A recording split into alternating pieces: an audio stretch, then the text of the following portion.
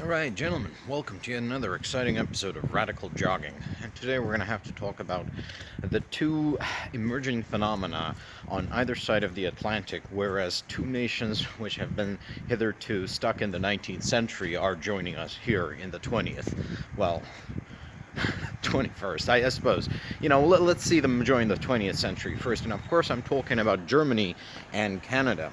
Now, it's very interesting to me that both of these countries have, for lack of a better term, lagged behind other comparable jurisdictions, both in terms of centralization, so power of the central government, of the federal government in both cases, because both countries are federal, and in a sense of, let's call it, national unity. So there's a lack of economic integration between the various Canadian provinces, and in Germany, the economics picture is a little different. So let's start with Canada. Following the whole tariffs fiasco, so if you guys remember, before there was ever a Liberation Day, the Orange pedophile first imposed his sanctions on Canada and Mexico. Now, I haven't really been following Mexican politics and their response to the sanctions. I think they have gone closer to both Europe and China as a response, but in Canada, the response has been nothing but transformatory. Not just because of the tariffs. There wasn't just the tariffs in Canada. There was also the threats of invasion, the threats of annexation, the denying of Canadian sovereignty, and basically this notion that, oh yeah, Canada is just another province of the United States. They're just going to absorb it, and there's going to be zero regard for Canadian sovereignty. Like, Canadian sovereignty is a joke. Canadian statehood is a bad joke that the USA can just withdraw at any time. And that, I believe, along with the tariffs, so damaged the US-Canadian relationship to such an immense degree that Canada suddenly realized, we got to do this whole country thing without the United States, and we're very, comically integrated with the United States, economically speaking.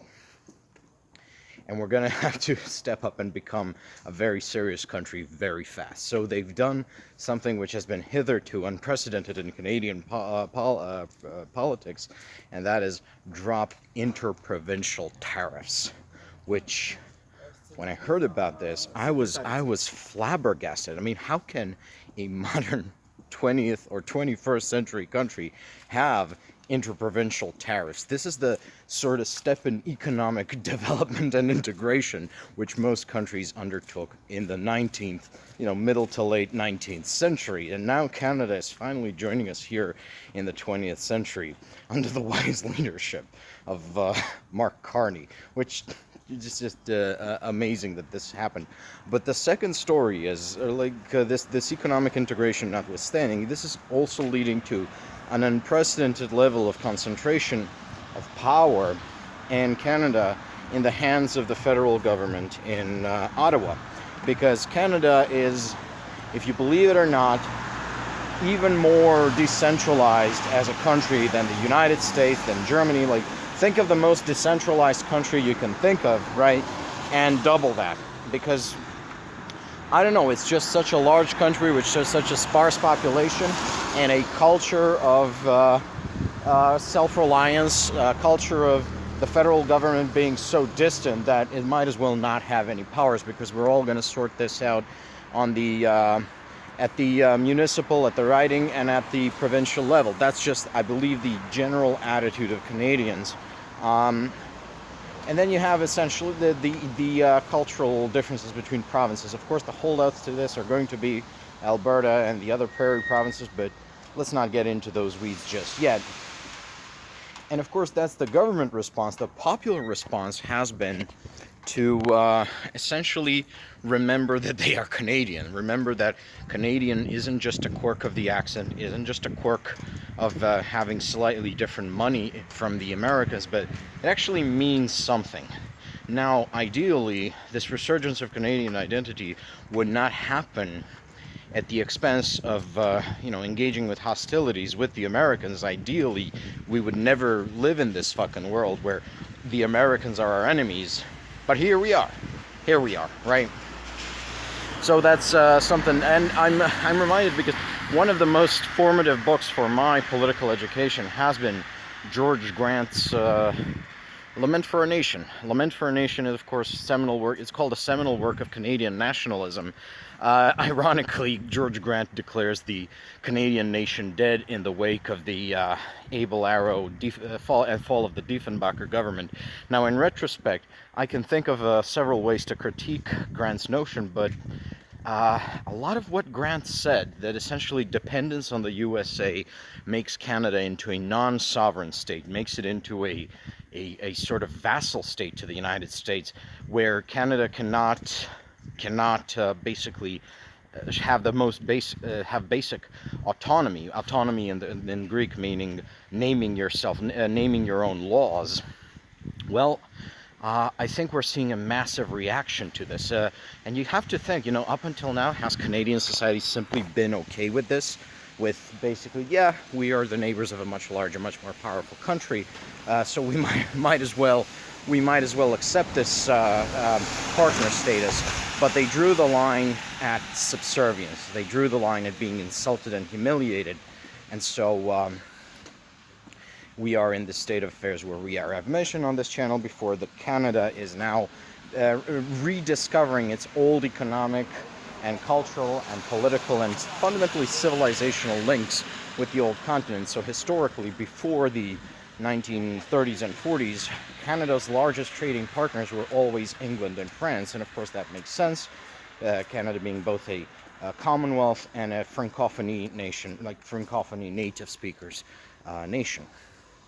So we're seeing exactly that right now. The integration with the United Kingdom could use a little work, but there is economic integration with France. There is, of course, economic integration also with Sweden, and at the level of weapons procurements. Just recently, a team from Saab went to Canada to sell a whole shit ton of Gripens and open a Gripen factory in Canada. Now that's Canada. Let's talk about Germany for a little bit, because Germany, it's interesting over there, but the German federal government isn't all that, or I should say wasn't all that powerful as it seems. See, Germany is a federal state, like the United States, like Canada, like and due to, let's call them, historic reasons, right, it has been decided that the federal government of Germany should not be super powerful, but that the provincial governments, the Länder, so the states of Germany, should have more power, specifically in the domestic sector, specifically in the economic sector. And this has worked out for Germany. Let's face it, Germany has a strong economy, and even as it is slowing down due to a various combination of factors, it still has a vast potential for resurgence if it can resolve its primary woe is just energy inputs.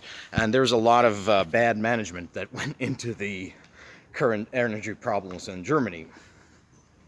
But what we're seeing from the Merz chancellorship, so Chancellor Friedrich Merz, right, Merz, what he's doing is he is bolstering the federal government's ability to spend, whereas before it was limited, whereas before everything, well, not everything, but a lot of things were left up either to the provincial governments or private initiative, private capital.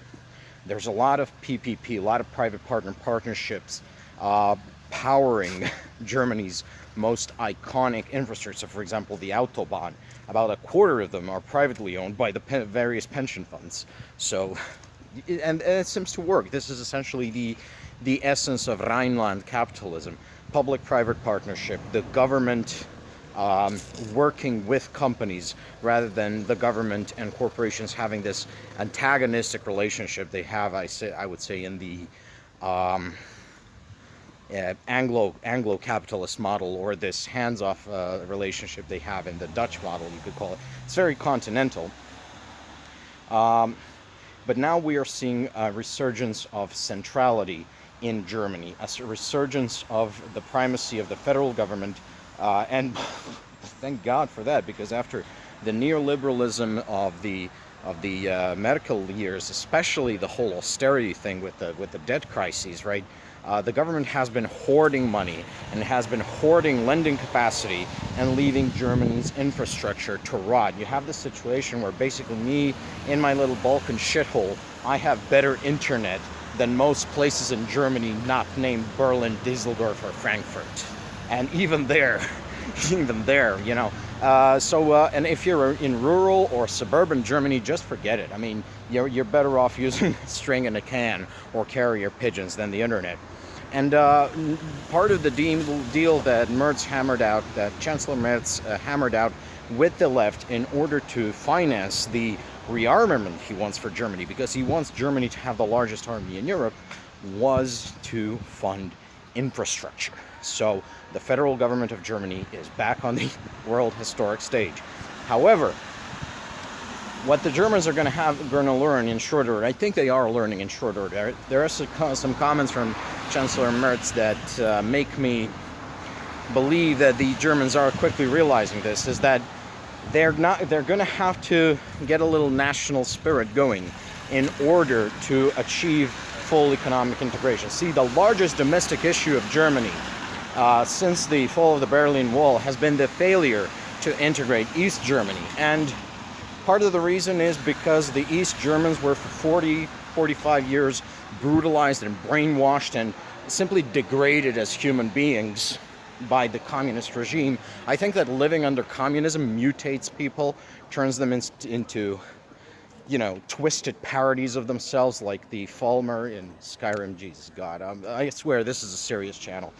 But it is, I believe, what happened to the East Germans. But another factor is because that the West German, which is to say Federal Republic of Germany, establishment never really treated the Aussies as equals.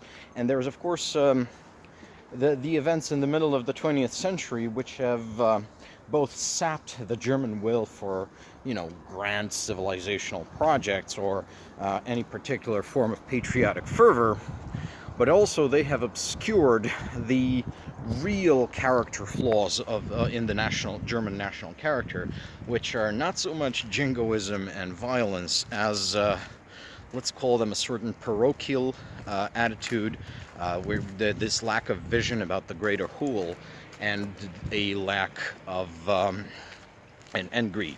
Let's face it, greed and tight-fistedness in particular. I got friends in Croatia complaining that every time you get Germans vacationing there, they bring in their own tomatoes, they bring in their own ingredients, they travel in RVs, they don't rent rooms. So why the hell are you going to a different country? I mean, it's like, yeah, I understand the appeal of an RV, but yeah. Anyways, so basically, in order to economically integrate Germany, in order to centralize it truly, then the Merz chancellery will have to find a way to reintegrate the Aussies, the East Germans, into the greater German national whole. And it's not enough to just give them job opportunities. West Germany has poured, I believe, close to €1 trillion into the East, attempting to sort of jolt it back together. I think it's time for another approach. I think it's time to speak to the human soul rather than to the human wallet. And I think we're going to find that the language of the soul, the language of common national achievement, is a lot more eloquent. Well, that's what I think Germany should do. Well, Germany should do that, or its dreams of essentially joining us in the 20th century will be floundered. And that's just very interesting to me that these two mostly unrelated countries, Canada and Germany, are going through very similar processes at the same time and as the result of similar stimuli. Well, I guess this is it for today. Bye-bye, folks, and take care.